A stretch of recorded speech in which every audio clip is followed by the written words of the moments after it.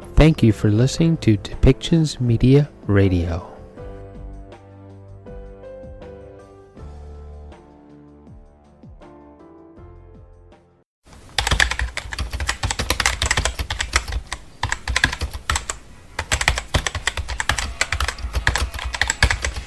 Welcome to Policy and Rights, the show about human rights and government policy.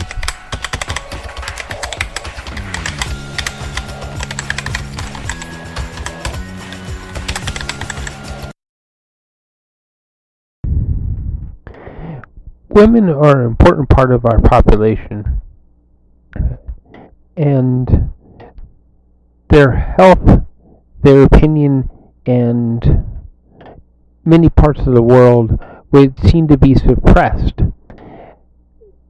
More than that, even in areas where we have free speech, women are allowed to vote, they're allowed to hold jobs, but there would seem to be a lack of equal pay, a lack of equal support towards different health issues. Even when we look at things that are presumably completely a female issue, when a woman is said to have breast cancer, that when you look at everything that you see, while you see women fighting for their health, but you see them doing it in a different manner than men, that they have to always be upbeat about everything. They can't be upset or angry that something has intruded into their lives. In that, when we look at the political environment, that women would seem to get pushed around a little more, that maybe even expected just to toe the line and not have a real opinion. We still see that in a lot of political environments. Now, we have women, of course, like Nancy Pelosi in the U.S., who became Speaker of the House, and very strong woman, and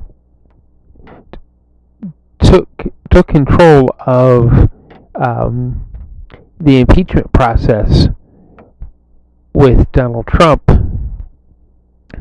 And we also saw here in Canada, we saw Jody Wilson-Raybould as the Attorney General with the Liberal Party under Justin Trudeau. Another very strong woman with a lot of integrity and opinion. We also saw her take a rough time from the Justin Trudeau Liberal government. And recently, she looks like she is going to actually not seek re-election in British Columbia as a member of Parliament. And there's a couple other women in the Canadian federal government that are not seeking re-election.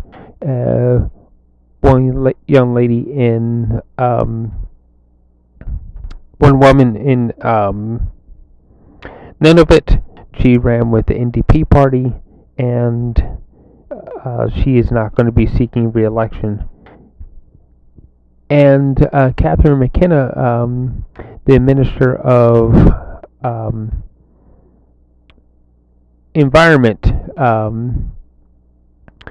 she is also not seeking re-election to her seat as a member of Parliament. And some of the question would be, why is it that they are not running for re-election?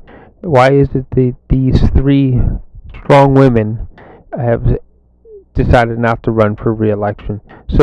But we have their speeches recorded as to what they have said and their overall reasons for not running for re-election.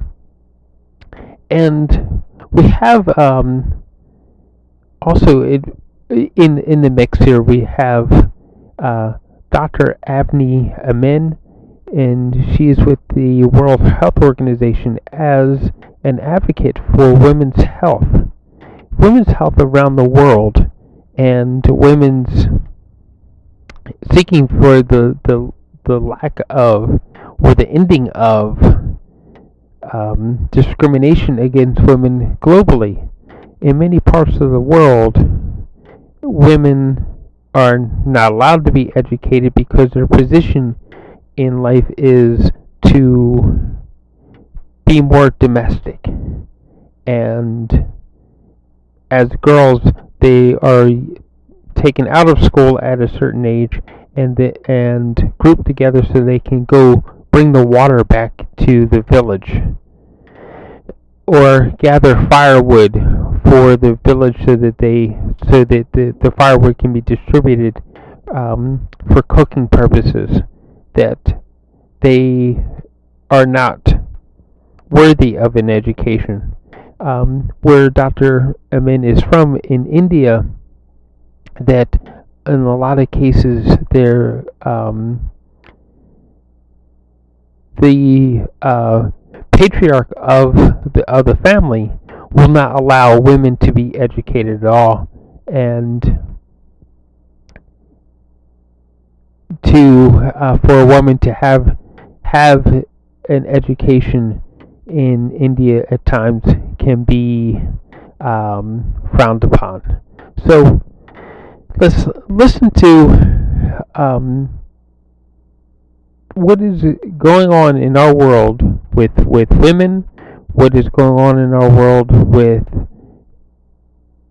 systemic discrimination towards women in general. So let's start off by listening to Catherine McKenna, and as she explains why she is not seeking re-election with the Liberal Party in Canada.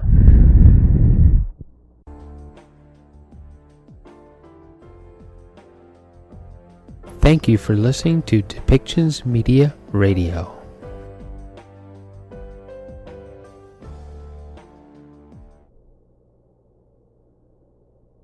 Always fight for what I believe in, and leave when I had done what I got into politics to do. I hope when people look at the record I've built over the better part of a decade, that they'll see that I kept my first promise. Most important to me personally, I hope my kids feel that way. Well, I'm here this morning to keep the second one. Over the weekend, I informed the Prime Minister and the President of the Liberal Party that I won't be seeking re-election as a Member of Parliament for Ottawa Centre whenever the election happens. It was a difficult decision, but it's the right one for me and my family, and it's the right time to make it. Like many Canadians, living through COVID-19 over a very long year made me step back and reflect on what matters to me most. It's quite simple. Two things: my kids and climate change. Quand je suis entrée en politique il y a 8 ans, je me suis fait 2 grandes promesses. Toujours me battre pour mes convictions et ne partir quand j'aurais fait ce que j'étais entrée en politique pour accomplir. J'espère que lorsqu'on regardera ce que j'ai construit au cours de presque une décennie, on verra que j'ai rempli ma première promesse. Et ce qui compte le plus pour moi, c'est que mes enfants, eux, le pensent. Je suis ici ce matin pour garder ma seconde promesse. Au cours de la fin de semaine, j'ai informé le Premier ministre et la présidente du Parti libéral de mon intention de ne pas essayer de me faire réélire comme députée d'Ottawa-Centre aux prochaines élections, quelle qu'en soit la date. Ça n'a pas été facile. Mais c'est la bonne décision pour moi et pour ma famille, et je la prends au bon moment. Comme nombre de Canadiennes et de Canadiens, cette interminable année de COVID-19 m'a amené à prendre du recul et à réfléchir à ce qui m'importe par-dessus tout. Il y a deux choses: mes enfants et les changements climatiques. When I first asked the people of our community, our awesome community of Ottawa Centre, to support me, my kids were 4, 6, and 8. Now my youngest is 12. He's kind of really a teen. And my eldest is off to university in a year. I don't have many years left with them at home, and I want to spend more time with them. They're pretty awesome. And while thankfully we will get out of the pandemic, we still have a climate crisis to fight. This is a critical year for climate action in the most important decade that will decide whether we can save the only planet we have. I want to spend my working hours helping to make sure that we do. When I got into politics in 2013, I was tired of negative and divisive politics, and I wanted to do something meaningful to help solve real problems Canada faced and bring positive change. Within literally a few hours of becoming Canada's first Minister of Environment and Climate Change, I was leading a team working day and night to deliver the Paris Agreement.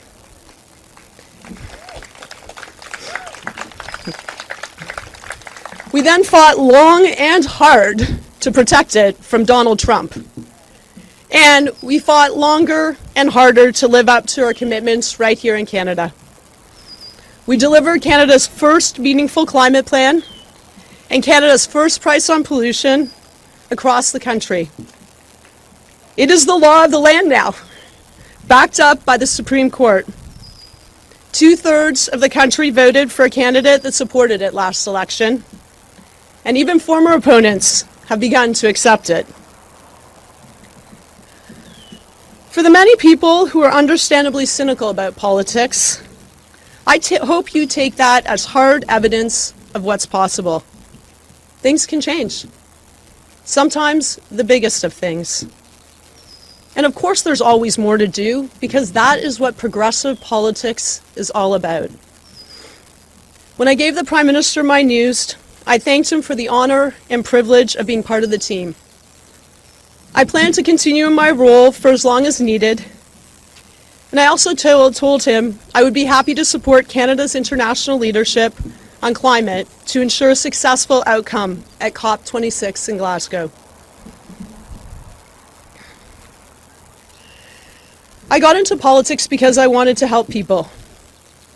It kind of sounds corny and cliched, I know, but I'm still a girl from the Hammer at heart. And the Hamilton my parents raised me in, it taught me that your friends and neighbors matter as much as anyone you'll ever meet.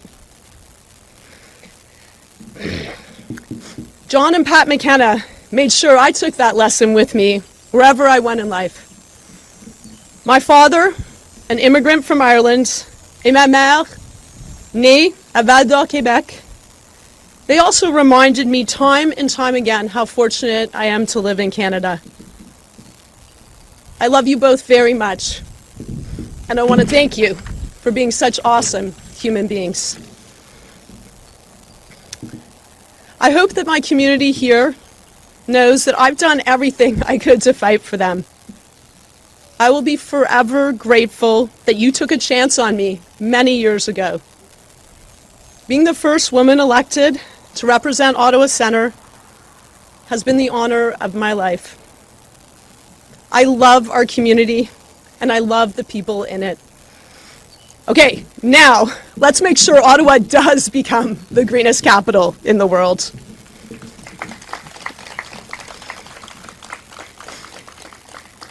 I've put 100% of my heart and soul into this job every day I've done it. I feel proud of what we've accomplished and lucky to have been part of it. From important things for our community, like this great footbridge behind us, and electrifying our entire bus fleet. To essential things for our country and our planet, like leadership in the fight against climate change and building the infrastructure for the future we want. That means historic investments in public transit, in active transportation, in natural infrastructure, and it means embarking on Canada's first national infrastructure assessment. We need to make sure that every decision we make drives us to net zero emissions by 2050. As the late Gord Downie said, he was a committed environmentalist, I'll remind you. There's no dress rehearsal. This is our life. In this spirit, I want to say three things in closing. First, for all the climate change conversations I've had, in all the fancy rooms I've had them in, the most instructive classroom has been in the natural world. If I forget everything else about my life in politics, I'll always remember being out in our amazing nature with incredible Indigenous peoples who generously shared their land and their traditional knowledge with me. Camping out with the Lutzelk'e before we announced Canada's newest national park, Aidanenene, kayaking in Tarirutupamanga with an Inuit elder, canoeing in Guayhanas while a Haida youth drummed and sang, hiking in the inspiring Torngat Mountains with Inuit leader Natan Obed as my guide. These are moments that leave a mark on a person. I'm beyond thankful to the people who have shared their knowledge and their history and wisdom with me. I will carry it forever. Même si j'oubliais tout sur ma vie en politique, je me souviendrai toujours d'avoir été dans notre merveilleuse nature avec des autochtones qui ont si généreusement partagé leurs paysages et leur savoir traditionnel avec moi. Ce sont là des moments qui laissent des traces. Je ne pourrai jamais remercier assez ceux et celles qui ont partagé leurs connaissances, leur histoire et leur sagesse avec moi. Ces souvenirs me suivront toute ma vie. Second, I say this to my team and to the many kind people who have reached out about the political environment. And I say it especially to the young girls out there who are thinking about politics and about whether it's for them. Do it! And when you do it, don't be afraid to run like a girl. And I'll be there cheering you on.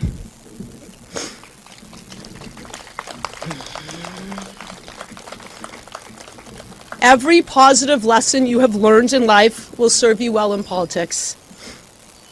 But get into politics to do something, not to be something. There's a lot to dislike about this business, but you can make a bigger difference in the lives of more people than you can anywhere else. Pour toutes les petites filles qui songent à la politique et qui se demandent si c'est fait pour elles, lancez-vous. Et lorsque vous le ferez, n'ayez pas peur de courir comme une fille. Je serai là pour vous encourager. Third, and finally, I want to thank you, the many, many people who have supported me and what we are trying to do to build a better country. In my riding, around the cabinet table, in the Liberal Party, and often across the aisle. And I want to thank the many, many public servants who work hard every single day to serve Canadians. It's been amazing working with you. Nobody really knows what it takes to get big things done until you've been part of doing them. I will never forget your support, your friendship, and wisdom. You're all the best. Je tiens à remercier le très grand nombre de personnes qui m'ont appuyé et qui ont soutenu ce que nous essayons de faire pour bâtir un pays meilleur. Dans ma circonscription, autour de la table du cabinet, au sein du Parti libéral, et souvent de l'autre côté de la Chambre. Et je veux remercier les innombrables fonctionnaires qui travaillent d'arrache-pied tous les jours au service des Canadiens et des Canadiennes. Travailler avec vous a été extraordinaire. I'm sure my kids are hiding, but this one is for you. And most of all, I want to thank my kids. I love you. And I couldn't be prouder of you. You have been on this incredible journey with me every single step of the way, on good days and on tougher ones. And you have always reminded me that the decisions we make are about your future and that of your generation. And that means climate and social justice need to be reflected every single time. Thank you.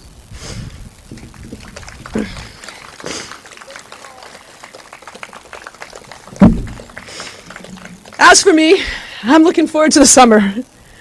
Lots of time with my kids and all the McKennas. Lots of swimming in the Great Lakes. Lots of writing. And lots of thinking about my next chapter. But I can tell you one thing for sure. I will be 100% focused on climate change. I'm proud of what we've done here in Canada, but there is so much more to do. And I look forward to contributing to the efforts as a mom, as a private citizen, and as a Canadian. Thank you. Merci.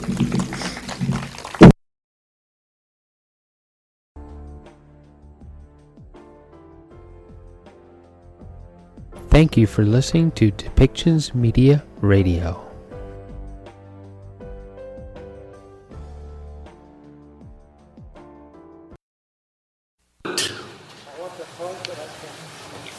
Matna. Mr. Speaker, every time I walk onto House of Common grounds, speak in these chambers, I am reminded every step of the way I don't belong here. I have never felt safe or protected in my position, especially within the House of Commons, often having pep talks with myself in the elevator or taking a moment in the bathroom stall to maintain my composure.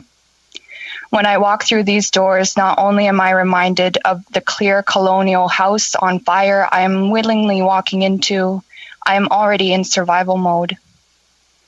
Since being elected, I expect to be stopped by security at my workplace.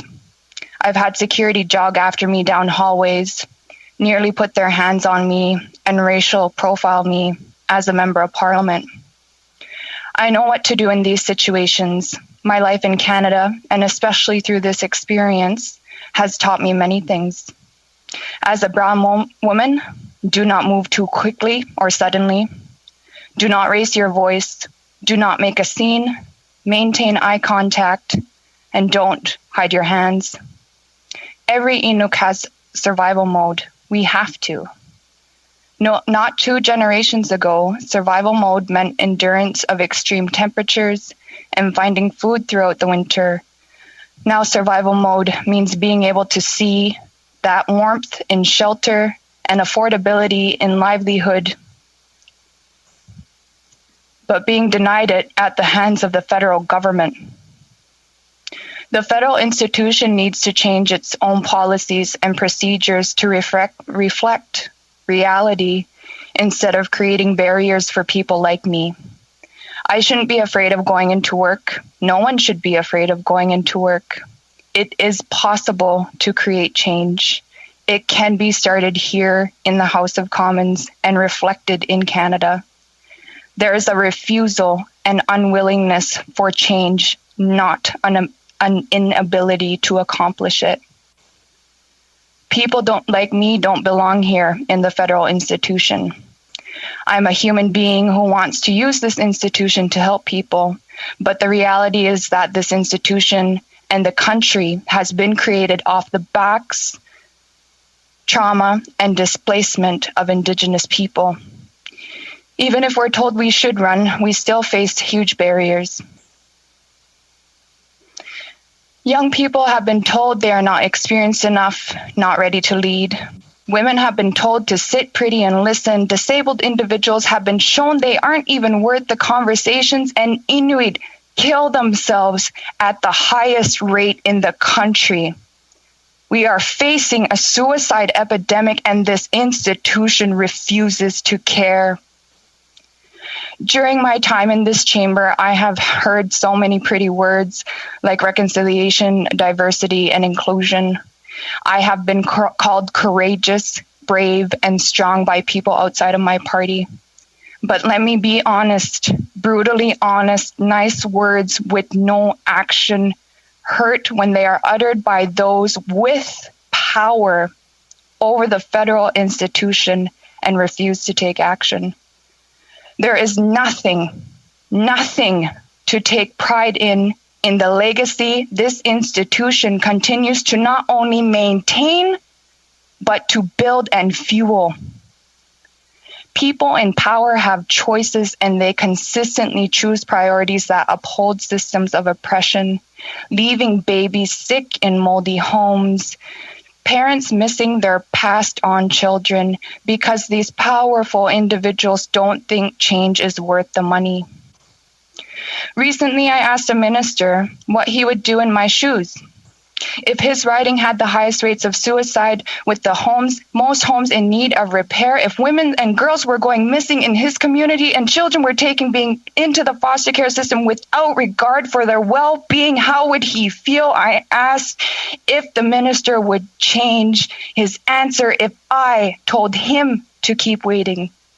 And he couldn't answer me. He said he would never even try to place himself in my shoes. But that's exactly what the problem is. Inuit have been telling those with power and ability to make change to try and survive in their shoes for 1 day, 1 week, 1 month. They couldn't. Maybe it is impossible for ministers to understand what we go through every day, but I am urging you, telling you to listen, believe us, and do something about it. When we tell you to act now, you need to act now. And if you understand, then shame on you.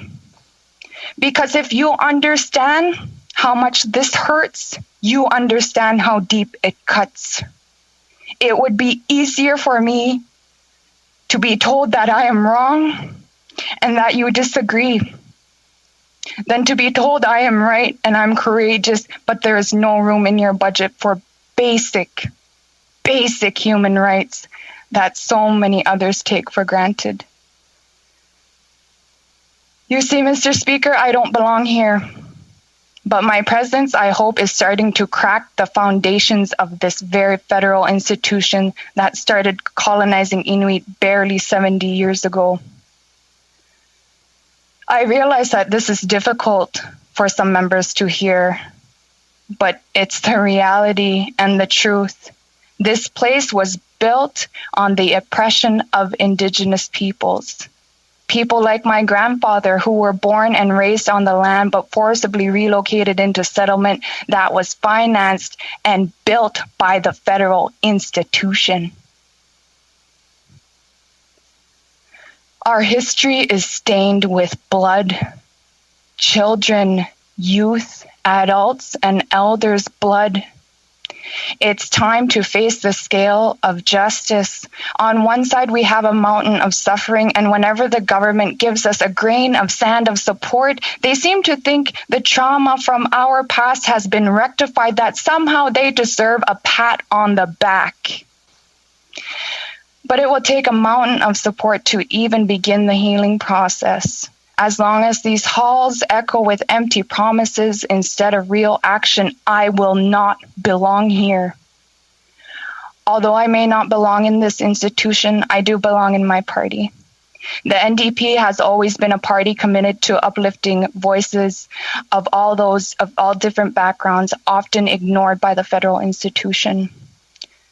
I'd like to thank my leader, the member for Burnaby South, for listening to me and making me feel safe and comfortable to voice what I need to.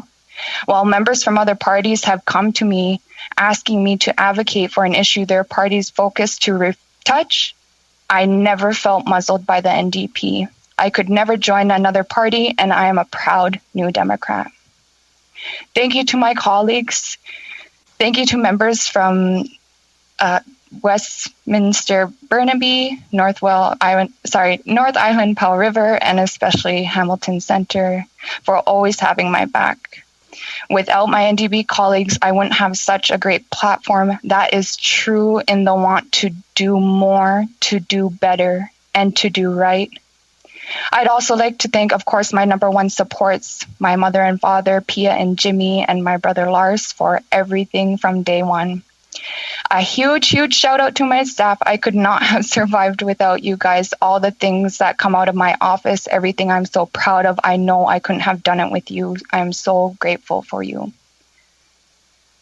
Of course, ultimately, thank you from the bottom of my heart to Inuit and Nunavummiut who believe in me and support me.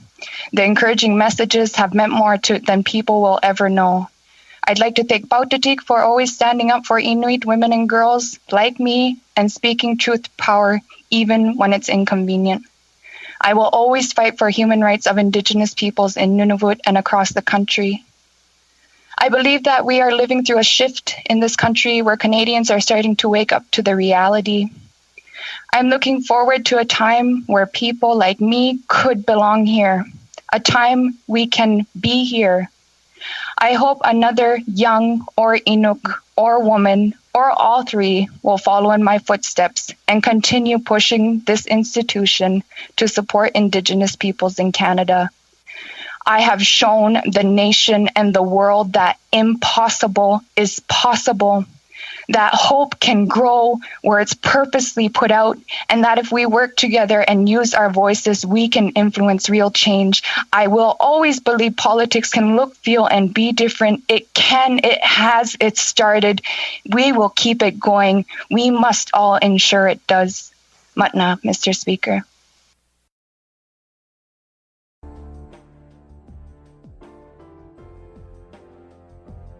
Thank you for listening to Depictions Media Radio.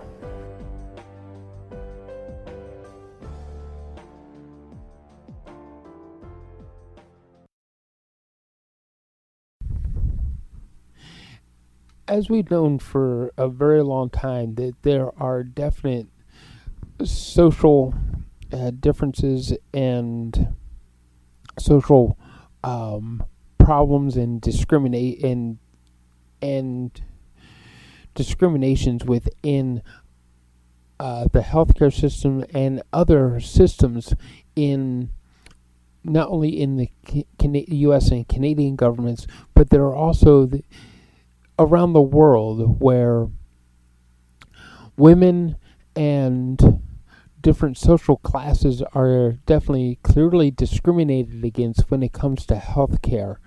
And COVID-19 may have pointed out some of those problems and accentuated some of those problems, and we're still seeing some of that in the fact that vaccinations in lesser developed countries or countries that have lower incomes or poorer people have been slow at best. If some of the vaccination programs in these countries they've even started.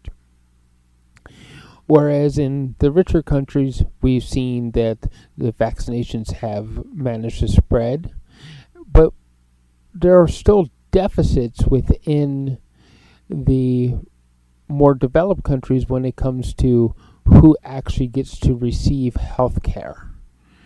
Women and female-related issues we saw during the pandemic take a back burner. And we saw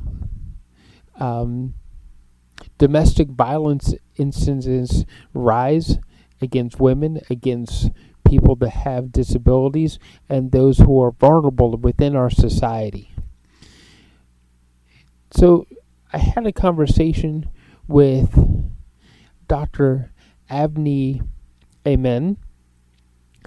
She is an expert with the WHO and on these issues, and and she has had some really good ideas in our conversation about how to fix them, how to make things better for those who are vulnerable.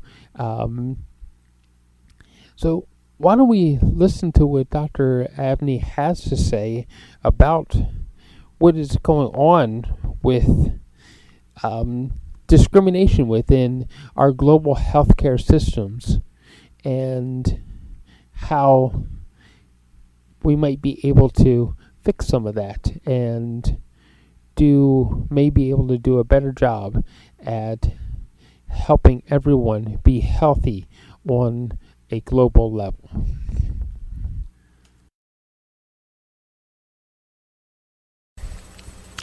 Welcome back, everybody. We're here today with Dr. Avni Emen, and she is Technical Officer at the WHO Department of Sexual Reproductive Health and Research, including the UNDP, UNFPA, UNICEF, WHO, World Bank, special programs of research, development and research and training of human reproduction.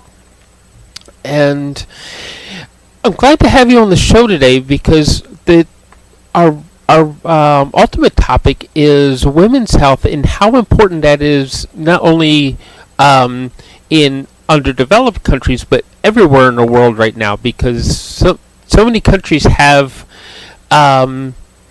discrimination against women built into their systems. So why don't we start there?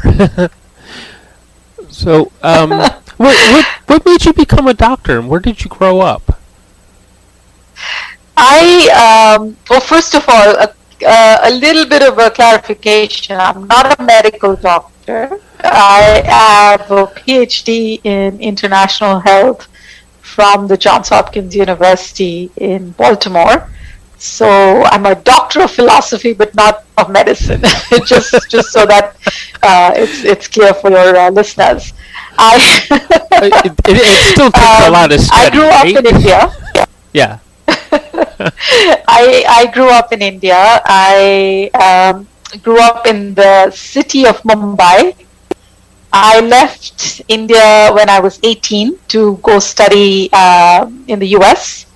I did my undergraduate and graduate and PhD work in the US. Sort of, I call it down the Eastern Seaboard, but basically that was where my higher education was. And I worked in the US for 3 or 4 years before I moved to Switzerland for personal reasons. And I've been in Geneva at WHO now for almost 16 years or so. And growing up in India, it was really basically 3 things that I remember from my childhood that made me very passionate about women's health and gender equality. I grew up in a household where my aunt, who raised me after my mother died, she was a child bride at age 15 and had 5 children fairly young, didn't have the opportunity to complete her schooling. But because of her experience, and she was widowed before she reached 30, so, left with 5 children to raise, no schooling. She was very, very passionate about making sure that I had the opportunity to complete my education, and big believer that girls should complete their schooling. So I grew up listening to her stories of what it meant to be a child bride. Mm-hmm. Secondly, my father was a feminist. He was the youngest in the family and had the opportunity to at least get to his bachelor's or up to his bachelor's degree, but very convinced about women and men being equal, raising sons and daughters as equal. So he encouraged us to aspire, to sort of be the best we could. So that was a big influence in my life. And then when I went to the US, I had the opportunity, I was training to be a biochemistry major and do lab sciences when I interned at the National Institutes of Allergies and Infectious Disease and heard Tony Fauci, who now is a household name in North America, I think, or at least in the United States. Yes. And listened to his lecture and speech around infectious disease epidemiology. And I also had the privilege during my undergraduate training to listen to Jonathan Mann, who is now dead, but was the founder of the Health and Human Rights Center and very famous AIDS researcher and believer in the human rights of marginalized populations. So those two, plus I was taking courses in women's studies as part of my liberal arts training, along with biochemistry, made me really want to focus on public health, and within public health, really about looking at what made people sick, not just the viruses and the bacteria and the cells and the body's physiological processes that got people sick, but really what made people sick because of who they were, where they lived, what access they had, what opportunities they had, and how they experienced discrimination. And so that was sort of my long circuitous journey into focusing on discrimination in public health. And that's sort of how I arrived to this point of focusing on gender equality and women's health. And for me, it became very obvious listening to my aunt's stories, seeing what I did growing up in India and elsewhere in the US as well, that discrimination was a big factor in not just whether you got sick or not, but whether you got well after becoming sick. So whether you had health care, whether you didn't have access to health care, whether you had health insurance, whether you didn't have health insurance coverage, whether it was a good health insurance coverage or not, and how you were treated by the health providers and the health services themselves. If you were a sex worker, you got discriminated when you attended health facilities because you were a sex worker, or if you were a woman from one of the poorer marginalized communities, if you were an ethnic minority, if you're an indigenous woman, if you were a black woman in the US, you didn't receive the same quality of healthcare that others would if they were wealthy, if they were white, if they were well-resourced. So all of these things sort of came together for me in really focusing on equality and women's health. Yeah. I think we both kind of lived some of that as a as we say in North America, being a visible minority and having lived in both the U.S. and Canada, that even if you had insurance at times in the U.S., well, they questioned how you came about it and things like that. And of course, in Canada, that if you're an indigenous person and you walk into a healthcare facility, that they treat you like you're second grade. So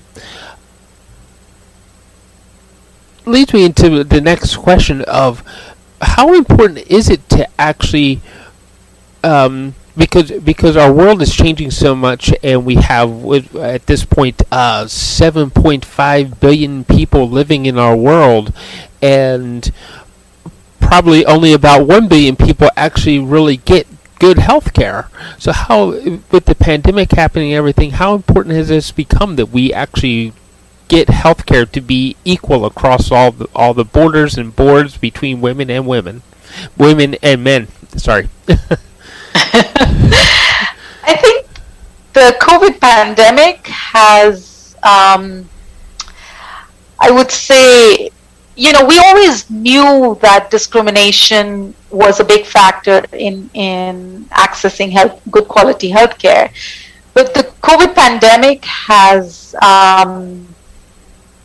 magnified or actually kind of exposed or brought to the surface how truly disempowering it is to live in a poorer country, to live in a poorer neighborhood, or to live in a poorer household, to be a minority, to be from the poor sort of socioeconomic backgrounds in just so many ways. The first thing we learned very soon after COVID pandemic hit, and people started getting infected rapidly, and countries started imposing lockdowns, was reports of violence against women. And very long time, we have the figure of 1 in 3 women experiencing violence in their lifetime. It's been around for a few years now. But what COVID brought to light is that lockdown measures in a crisis like COVID was in fact making this worse, was in fact exacerbating it, because now women didn't have an outlet. They were locked at home with their abusers. The services that supported women were closed down or inaccessible because women couldn't access them, and in order to access them you had to have phones or internet or whatever, and that also made things worse for those who didn't. And then very soon you started hearing about services that were essential for women, like sexual and reproductive health services, maternal health services, being compromised or being unavailable, including pregnancy care, because governments were reorienting staff who were providing care for women for maternal health or family planning or other reproductive health services to COVID, which, you can say on one hand is understandable, but neither sex nor pregnancy stops during pandemics. People continue to live their lives, continue to give birth, continue to have sex, and continue to need those services. And so all of a sudden now, those services were not accessible or available in many countries, and you were seeing spikes in unplanned pregnancies or spikes in maternal deaths and morbidity, which should not have happened if governments were better prepared, right? And it just sort of speaks to how less valued are these services for governments to say, well, we'll now change our orientation and reorient our staff to something else without planning for continuation of these services.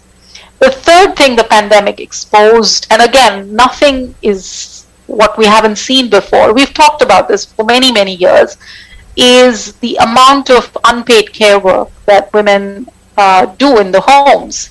It's it's known that they do 3 times as much as men in any setting of domestic care, domestic chores, taking care of children, taking care of the elderly, taking care of the sick. And all of a sudden this became more visible because, lo and behold, unpaid care work increased as schools closed down, children were at home. Women who were working were struggling between childcare and work, and many women had to drop out of paid work because of lack of childcare. Jobs, it's particularly in many sectors that we expect were hardest hit, and the informal sector were predominantly employing women. And so you've got KPMG and other reports coming out that in the US, North America, I think there's a report today also in Canada, from Canada, speaking about how many job losses were happening by sectors affecting women. And lo and behold, you are seeing data that says, the biggest job losses have been among women more than men. And again, it just speaks to where women are employed, which sectors, what social protection has been there or lacking before the pandemic that is now, bearing out in these job losses. So all of a sudden you're seeing this discrimination manifesting, and it isn't just, women versus men. I think we also have to look at the fact that it's women of color, it's the poorest communities, it's the indigenous populations, it's ethnic minority groups. They're the ones who are most likely to suffer from unpaid domestic care, because they cannot afford to pay for child care. They are working in sectors that are completely informal, domestic workers, for example, or restaurant workers who are relying on tips and not proper wages. I mean, these are the sectors that are getting affected, and these are also the sectors that employ the poorest and the most marginalized. So you're seeing sort of this confluence of different forms of discrimination coming here. And what does that mean? When you lose your job, you lose, if you have health insurance coverage, you lose that if to begin with. Secondly, if you're working in an informal sector like restaurants or domestic workers, most likely you are paying out of pocket for healthcare. You don't have health insurance coverage. You don't have the safety nets, social protection safety nets. And therefore now all of a sudden, without a job, if you get sick, you're paying out of pocket. So it's all of these things that COVID has just literally laid there. It's there. It's been there. We've known about it. Mm-hmm. And, activists and academics and others have published these things, but now it's being openly talked about. Because it's just so stark to see that. Another sector, another issue which has also become quite apparent with COVID is, for many years we've known that people who are taking care of, the health workers who are taking care of the sick, even before COVID, the ones who were at the front lines were women. Women are about 70% of the health workforce, whether it's as nurses, lab assistants, nurses assistants, midwives, and doctors. But many of them have been working without adequate protection. And now COVID comes, and many of them they're working in these circumstances without adequate personal protective equipment, risking their own lives, risking the lives of their patients, because the health system had not adequately paid attention to the needs of these health workers, had not provided and prepared to make the conditions of work that they're working in, safe. So I think that's sort of, all of this is, I would say, coming together as years and years of neglect by all of these institutions and systems, and lack of attention to what discrimination does. Yeah. Through all of your research and your studying and everything, how do we, as a global society, how do we start to fix this problem?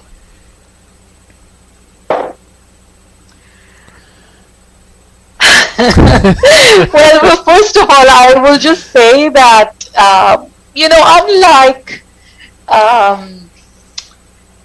like a clinical illness, there is no magic pill, right? So you're not going to be able to give somebody who has blood pressure pill, and lo and behold, their blood pressure disappears.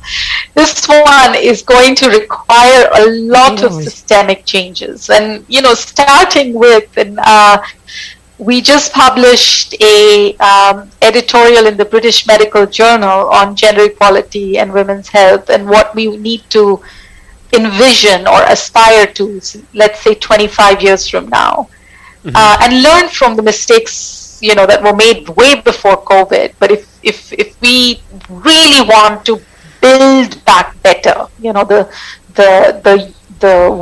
phrase that is now used, build back better, we cannot build back better on a foundation of discrimination in the health systems, in the economic systems, in the social protection systems. And I would say, if you really were to pay attention to gender equality in the building back better,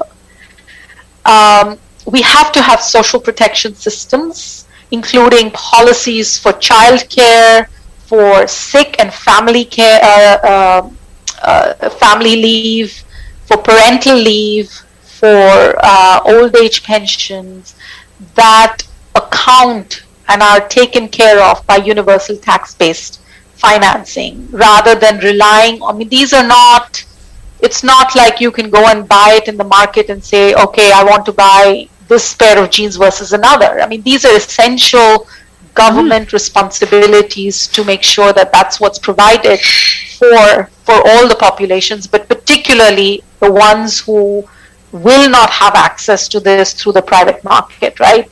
The indigenous populations, the poorest of the lot, the women who often don't have access to formal markets, etc. So you need to have some basic foundation that gives people that floor for these very basic things in life that you need. I think the second thing is health insurance. And health, I know in Canada it's a nationalized health system, but in many other countries, a lot of people are paying out of pocket. And again, you know, you have to have some universal health insurance coverage or health coverage for basic services for the whole population that is financed by a tax-based system that covers everyone. You know, for a minimum package of essential services that most people need. The third thing is really thinking about how we value paid and unpaid care work. And one of the reasons we have really seen this imbalance is because unpaid care work is not valued. And yet, if you actually were to put a monetary value to the work that is done domestically, and you know, it's trillions of dollars that it would be, you know, in terms of just thinking the economic value of the unpaid care work that women do at home. If they didn't do childcare, if they didn't do cleaning, if they didn't do household domestic chores, if they didn't take care of the sick, the elderly, if they, you know, weren't there to do all those jobs and chores that nobody else wants to do, it would really, you put an economic value in terms of time and money, it's a huge amount. So I do think that that's there, but beyond valuing, we have to find ways to support that unpaid care work. It can't just be relying on women's unpaid labor, and really bring men into that conversation of how can unpaid care work be shared more equally? How can we equitably share childcare? It shouldn't, there is no biological reasons why men cannot be equally engaged in childcare, in you know, family care, in caring for the sick, for the elderly. You know, it doesn't, there's no reason why this imbalance has to be there. So how do we engage men in that sharing of care work? I think the other thing is clearly services, health services have to be available, high quality, and sexual reproductive health services cannot be subject to what happens during pandemics and all of a sudden you know, make them unessential. They have to be part of every preparedness plan and included as essential services. I think the other thing that needs to be thought through, which we talk about in the BMJ paper, is that we have a rising burden of non-communicable diseases, particularly in high-income countries, but low-income countries are catching up. A lot of that is driven by corporations, by corporate power, by what we call commercial determinants. And we have to tobacco, alcohol, sugar, these three. And people have talked about taxing, you know, these products, because one way to really, you know, look at how young people are taking up smoking, you know, the harmful alcohol use, sugar consumption, the marketing of these products, targeting both men and women, and in low and middle income countries, because in most high income countries, tobacco, for example, has become quite regulated in terms of marketing, but they are now going after low and middle income countries where there is still this marketing allowed, and it's targeting young women. And ironically, it's targeting young women with the idea that smoking is empowering, it's liberating, it's feminist, it's a way to become more westernized.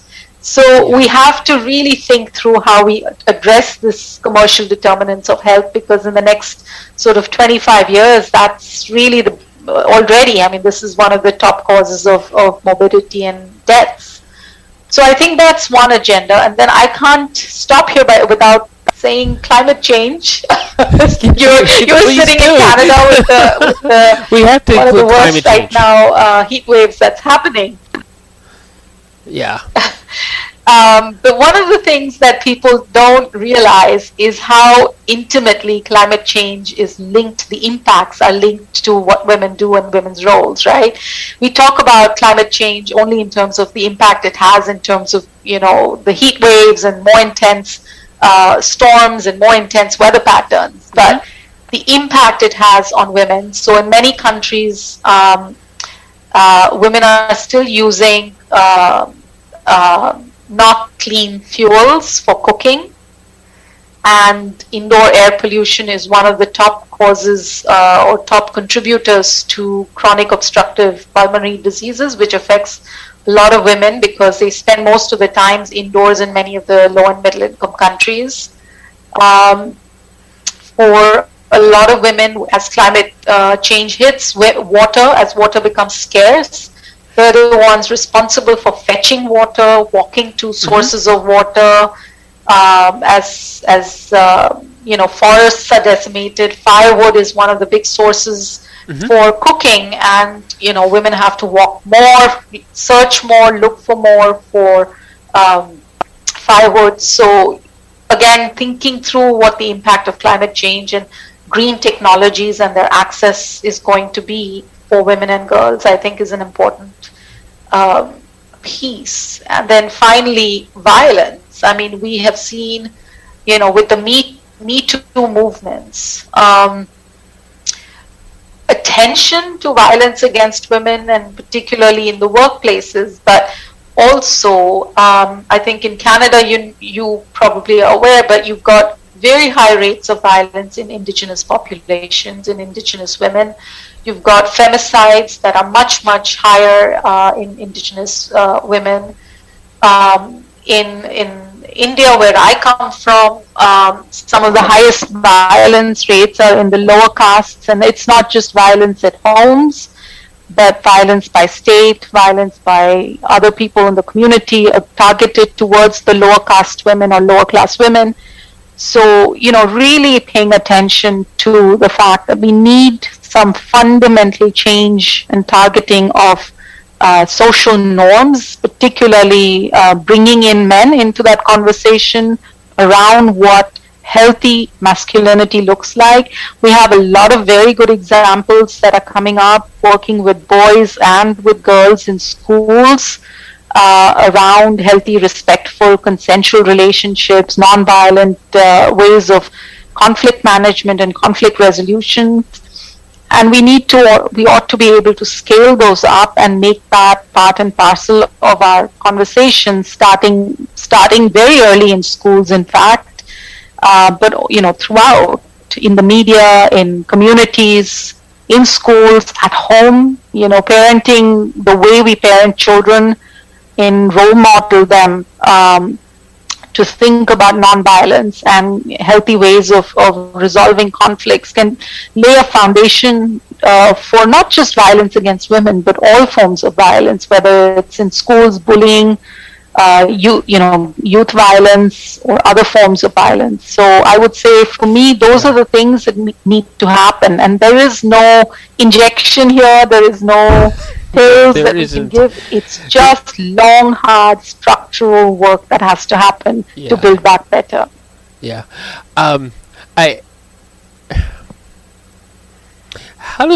There's another, you bring up another a really good question, and this question has to do with the fact that I don't mean to pick on the fact that you're from India, and because here in Canada I'm a visible minority myself, but and I think we've grown up in the world in about the same time.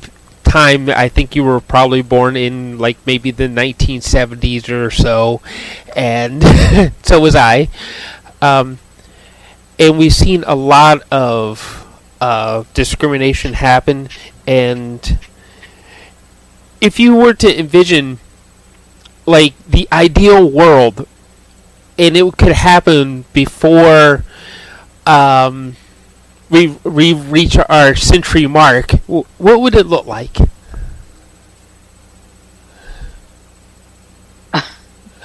So you're probably off putting my age by a couple of decades at least. It's just some of the things that you said. I'm of the disco generation. Yeah. Go ahead. I have two daughters, and I sort of see, what I would want them to see in, let's say, next 25, 30 years, right? And I would really, really want to see them living in a world where, or what my dream for them is, whatever, first of all, education-wise, whatever they want to achieve and do and aspire to, including in the sciences, that there wouldn't be any barriers, that they could, enter a job market in a workplace without facing, let's say, discrimination in the pay. So they get equally paid for the jobs as for the same job as their male peers would. That they had support from the state for health insurance, good quality services, that they would live in a world where they would not be subjected to physical, emotional, or any kind of sexual, God forbid, violence in their workplace or in their personal lives or out on the streets. They're safe. They would feel safe. They would go out feeling safe. They would live in their homes feeling safe. They would be at workplaces feeling safe. And that would be the norm, for them. And if they decided to have kids or not, whatever their choices, they had the means to actually make that a reality, so that, they had access to contraception if they plan kids later, that if they decided to have kids, no matter what part of the world they were. At the moment we live in Switzerland, but tomorrow if they decided to go to Uganda, that they, in a public hospital, they would have good quality antenatal and maternal health care, right? If they decided to go and volunteer there or work there or whatever. But that's the sort of thing that I would want to see, a world in which these are things that we take for granted.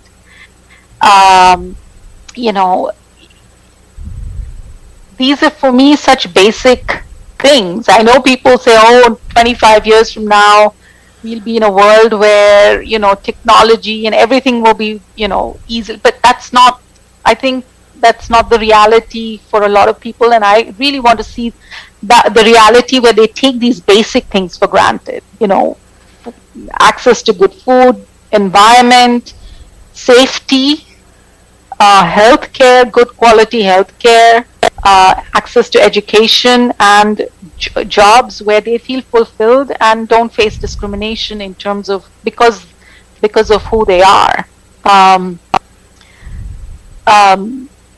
So for me, those are the things that I ideally would want to see, and I don't think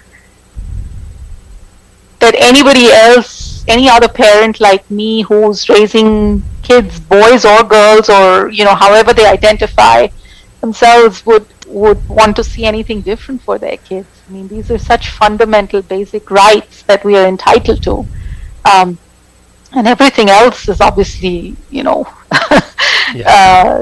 icing on the cake. But I just feel like for that little girl in Nepal or that little girl in Uganda, they should have the same opportunities no matter where they live. And obviously, my kids are closer to that living in Switzerland than in India or Nepal or Uganda. But I'd want to see the same for those kids, and I'm sure the parents in those settings are aspiring for the same things. Yeah. Okay. Well, thank you for all you guys over there doing a fantastic job of trying to protect our world from ourselves. And thank you for all the research and your time today. So it's been wonderful.